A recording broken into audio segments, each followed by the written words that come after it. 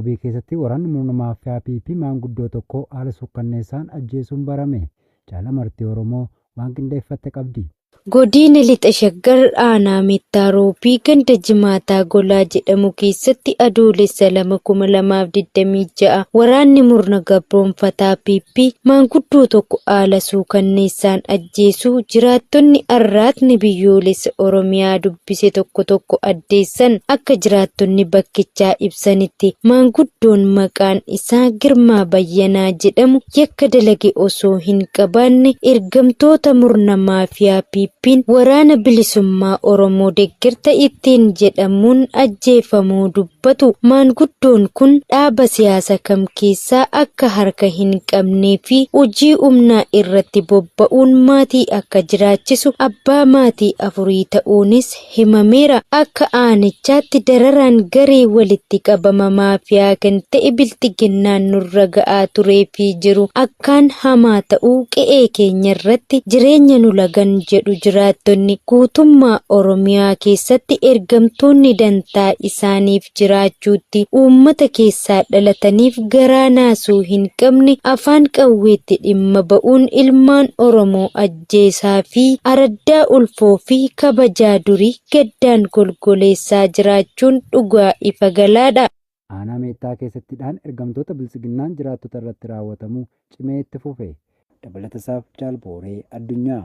Aanaa Meettaa Araddaa Waldaa Gammachuu jedhamu keessatti loltoonni gara jabeeyyii bilisiginnaa sabaaf naas tokkollee hin qabne gaafa adoolessa 2026 qonnaan bultootaa fi dargaggoota hedduu ta'an ukkaamsanii hidhaatti darbachuun dararaa jiraachuu jiraattonni gandichaa arraata biyyoolessa Oromiyaatti himanii jiru. Tikstoota barcuma aangoo siyaasaa Koloneel Abiy Ahmed tiksuuf bobbaafamaniin qonnaan bultoota hidhaatti darbataman muraasni maqaan isaanii Nugee, obbo Abdallaa Ahmad Umar, obbo Abdii Jamaalii fi obbo Mustafaa Ahmed jedhaman sababa tokko malee reebicha ulfaataa irraan ga'anii hidhaatti darbachuu maddeen ifoomsanii jiru. Qonnaan bultoonni kunneen badii balleessanii fi siyaasa keessatti hirmaatan kan hin qabne yoo ta'an lukkeeleen bilisiginnaa ammoo maqaa isaan keessaa hin qabne hidhata waraana bilisummaa Oromoo qabduu fi waboo nyaachatan jedhuun sobaan yakkanii manaa fi maatii isaan irraa qabuun waajjira poolisii aanichaatti hidhanii dararaa jiraachuu maddeen itti dabaluun ibsanii jiru. Faashistichi Koloneel Abiy Ahmed jaleewwan isaa kumaatamaan goleewwan Oromiyaa cufa keessatti bobbaasee malattiin hawaasa Oromoo dadhabsiisan barsiifamuun lammiilee nagaa akka godhaniif baay'inaan bobbaafaman sabaa fi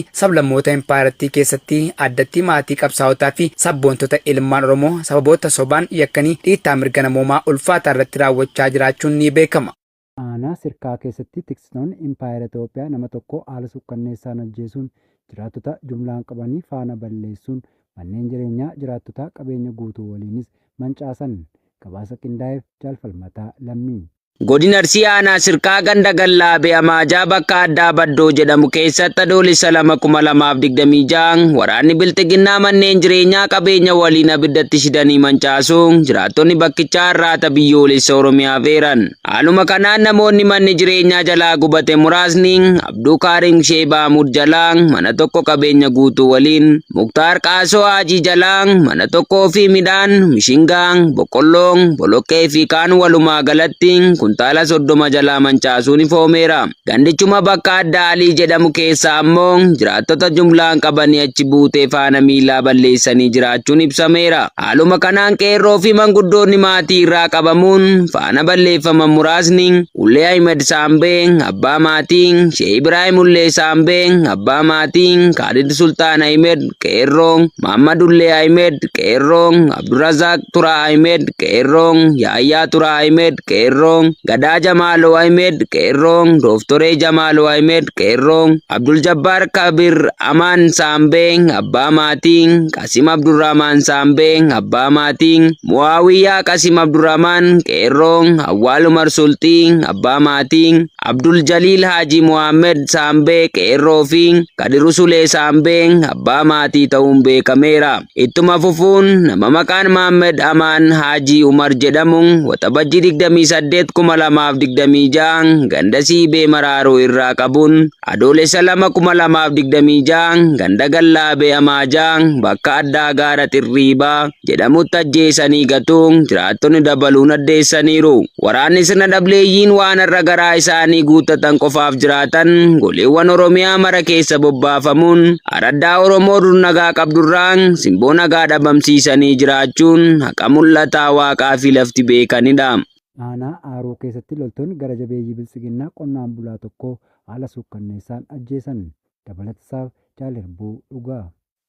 Godina Lixa Wallaggaa aanaa Haaroo keessatti loltoonni gara jabeeyyii bilisiginnaa qonnaan bulaa tokko irratti ajjeechaa suukanneessaa raawwachuu maddeen arraata biyyoolessa Oromiyaatti himan. Loltoonni ilmaan Oromoof naasuu tokkollee hin qabne kunneen jiraataa ganda Duujii kan ta'e qonnaan bulaa obbo Sanbataa Jaallataa jedhamu adoolessa 2026 rasaasa lamaan dhahanii haala nama sururuun bakka addaa Gabaarbii jedhamutti ajjeesuun ifoomeera. Obbo Sanbataan abbaa ijoollee 3 fi maanguddoo ganna 50 olii yoo ta'u yakka osoo hin qabaanne sababa milishummaa hin hojjedhu jedhee mormeef qofa kan ajjeefame ta'uun dabaluun ibsameera. Gocha kanaan wal qabatee maatiin isaanii fi uummanni naannoo sanaa gadda guddaa keessa kan jiran yoo ta'u dhiittaa mirga namoomaa namoota nagaa irratti raawwatamaa jiru kanaanis hawaasni yaaddoo keessa jiraachuun beekameera. Guyyaa walabummaa Ameerikaa Niwuyoorkitti geggeeffameen daa'imman 4 dabalatee yoo xinnaate namoonni 8 rukutaman. Jalwa biyyaa dabalata qaba. Ijoollee 4 dabalatee yoo xiqqate namoonni 8 ayyaana guyyaa walabummaa Ameerikaa magaalaa Niwuyoorkii naannoo Odolaa Konee jedhamutti rasaasaan rukutamuu fi madaa'uu isaanii ABC News dilbata kaleessaa kutaa poolisii magaalaa Niwuyoorkii wabeeffachuun ibseera. Qondaaltonni dipaartimentii poolisii Niwuyoorkii irraa gabaasa dhukaasa naannoo sa'aatii 10:37 PM naannoo Biruukleenii Westii daandii 31ffaa irratti akka ta'e dipaartimentichi ibsa ABC Newsiif kenneen ibseera. Namoota miidhaman dhiirota 2 dubartoota 2 fi daa'imman 4 umuriin isaanii waggaa 14, 12, 7 fi 6 akka ta'e miidiyaan oduu kun beekseera. Dipaartimentii poolisii Niwuyoorkii wabeeffachuun akka jedhetti namoonni miidhaman hundi gara hospitaalaatti geejjibsifamaniiru. Namoonni 7 haala tasgabbaa'aa keessa kan jiran yoo ta'u dubartiin ganna 21 ammoo haala yaaddessaa keessa akka jirtu ibseera. Poolisiin bakka balaan kun itti dhaqqabetti qawwee dhukaasa argachuu isaa ibsuun nama to'annoo jala oolchee akka hin jirre ABC'n gabaaseera. Poolisiin gaaffii Rooyitersiif yaada kennuudhaaf dhiyeesseef battalumatti deebii hin kennine. Sanbata darbee walabummaan Ameerikaa waggaa 250ffaa kabajamee ooleera. Aanaa Gachiitti buufanni fayyaa hawaasaaf tajaajila qulqullina qabu kennaa kan hin jirre ta'uun himame. Guutuun gabaasichaa akka taanutti isiniif dhiyaata. Godina Bunnoo Beddellee aanaa Gachii keessatti buufanni fayyaa tajaajila qulqullina qabuu fi yeroo isaa eege kennuu dhabuun hawaasa biratti mufii guddaa uumuu maddeen arraata biyyoolessa Oromiyaatti himan. Jiraattonni dhukkubsatanii gara buufata fayyaa deeman qoricha barbaachisaa ta'e argachuu dhabuun gara mana qorichaa dhuunfaa yookaan faarmaasii deemuun baasii humnaa oliif isaan saaxileera. Akka jiraattonni arraanni biyyoolessa Oromiyaa dubbise himanitti qorichi buufata fayyaa aanichaa keessa dhibbantaa 10 illee kan hin jirre ta'uun harka qalleeyyiin qoricha bitachuuf rakkataa kan jiran ta'uu fi dhukkubaan lubbuun namoota hedduu darbaa jiraachuu ibsaniiru. Buufanni fayyaa aanichaa tajaajila gahaa kennuu dhabuun haadholiin ulfaa fi daa'imman dabalatee namoonni dhukkuboota garaa garaa qaban tajaajila fayyaa barbaacha gara magaalota fagoo akka Beddellee fi Jimmaa deemanii baasii dabalataaf saaxilamuun warri kaanis mana keessatti akka da'anii fi lubbuun isaanii darbaa jiru itti dabaluun ifoomeera. Aanaa Giddaa ayyaanaa keessatti jaleewwan bilxiqinnaa saamicha hawaasa irratti raawwatan hammeessuun barame. Guutuu gabaasichaaf Jaalbooree Addunyaa. Godina Wallagga Ba'aa aanaa Giddaa ayyaanaa bulchiinsa magaalaa Angar Guutee keessatti murni saamtota biltsiginnaa torban darbe kana hawaasa nagaa irraa qarshii hedduu saamuu maddeen arraata biyyoolessa Oromiyaatti himan. Kaabinoonnii fi hidhattoonni maafiyaa PP kanneen uummata Oromoo saamanii ofiif ittiin dantaa dhuunfaa isaanii guuttatanii bulu akka hojii idilee isaaniitti qabatanii aanicha keessa socho'an maqaa hidhannoo qomaa milishaaf tolchina jedhuun hawaasa bulchiinsa magaalaa kana qawween doorsanii qarshii 55,500 irraa fuudhuu jiraattonni magaalichaa ONM'if ifoomsanii jiru. Maqaan kaabinoota gocha saamichaa kana adda durummaan uummaticha irratti raawwatanii kunneenis kantiibaa bulchiinsa magaalaa Angar Guutee obbo Darajjee Bayyanaa, itti gaafatamaa nageenyaa fi milishaa bulchiinsa magaalichaa obbo Sanyii Nagaasaa fi poolisii bulchiinsa magaalichaa Inspektar Olaanaa Tasfaa Jaallataa yoo ta'an, lukkeeleen biltsiginnaa kunneen yeroo garaagaraatti sababa dhuunfaa isaanii uumuun hawaasicha saamichaan dararaa akka turan maddeen itti dabaluun eeruun lukkeeleen kunneen gochaa isaanii kana dhokfachuuf jecha akka waan uummatichi fedhii isaan tumsa milishaa jedhee qarshii kana kaffaleetti afaan guutanii miidiyaalee hawaasummaa irratti dhoobuun ammoo daran kan nama qaanfachiisudha jechuun jiraattonni ONM dubbise yaada isaanii ibsanii jiru. Maddeen keenya ONM'if akka himanitti murni maafiyaa PP barattoota umuriin isaanii 15 gadi ta'e daandii gubbaa dhaabbachuun dirqiin guuranii waajjira bulchiinsaa aanichaa keessatti erga walitti qabanii booda maatiin daa'imman kana gaafachuuf gaafa deeman irratti dhukaasuun kaan arrabsoo haadha Oromoof immalleen arrabsaa kaarreeba akka turan jiraattonni magaalichaa ONM'if himanii jiru. Haaluma wal fakkaatuun jala deemtonni waraana biltsiginnaa barattoota mooraa bulchiinsaa aanaa kanaa cabsanii badaa turan irratti milishoonni sirnichaa dhukaasaa akka turan himanii barattootni madaan akka jiranii fi sodaa lubbuu isaaniif dubbachuu akka hin feene illee jiraattonni magaalichaa dabaluun eeranii jiru. Murni nama nyaataan biltsiginnaa hawaasa Oromoo aanicha keessa jiran yeroo garaagaraatti dararaa adda addaa irratti raawwachuun maatii fi qabeenya isaa irraa buqqaasuun agaajjechaatti dhiittaa mirga namoomaa madaala hin qabne milishoonni sirnichaa ogummaa fi sabboonummaan sabaa kan itti hir'atu ilmaan Oromoo irratti raawwachaa jiraachuun isaanii beekamee jira. Aanaalee Arsii Bahaa fi Bahaa Shaggar keessatti waraanni PP hawaasa jumlaan mana hidhaatti guuraa jiraachuun dhaga'ame. Gabaasa Qindaa'eef Jaalfalmataa Lammii. Godina Bahaa Shaggar aanaa Boosee magaalaa Doonii ganda duwwaa tokko keessatti waxabajjii 30/2026 waraanni murna biltsiginnaa jiraattota jumlaan hidhanii raarsaa jiraachuu jiraattonni bakkicha irraa har'aasni biyyoolessa Oromiyaa dubbise tokko ifoomsan. Haaluma kanaan namoota wanbadoota kanneen hidhamanii dararamaa jiran keessaa muraasni maqaan nu qaqqabe Faatiyaa Abdallaa, Alfiyaa Xoonoo, Raayisaa Xoonoo fi kanneen ammaaf maqaan nu hin qaqqabiin jiru hedduu maqaa deeggartoota wabooti jedhuun hidhanii jiraachuun himameera. Ittuma fufuun humni badii kun godina Arsii Bahaa aanaa Martii ganda Dambaqaa Iftuu bakka addaa Goofar Gibbee jedhamuun waamamtu keessatti adoolessa 1/2026 abbaa maatii 5 kan ta'e obbo Adam Ahmad Galaasee Umuruu jedhamu mana isaatii ukkaamsanii butuun konkolaataa keessatti erga dureebanii booda magaalaa aanaa kan taate Abboomsaatti geessanii gidirsaa jiraachuu jiraattonni Oromiyaa Naashinaal Miidiyaa dubbise himan. Namni kun nama nagaa lafa isaa qotatee maatii isaa jiraachifatu yoo ta'u maqaa hidhata waboo qabda jedhuun loltoonni da'oo godhatanii uummata Oromoo iraarsuu aadeffatan hidhuun beekameera. Aanaa Habroo keessatti ergamtoonni biltsiginnaa dargaggoota humnaan walgahii baasuun doorsisaa turuun ibsame.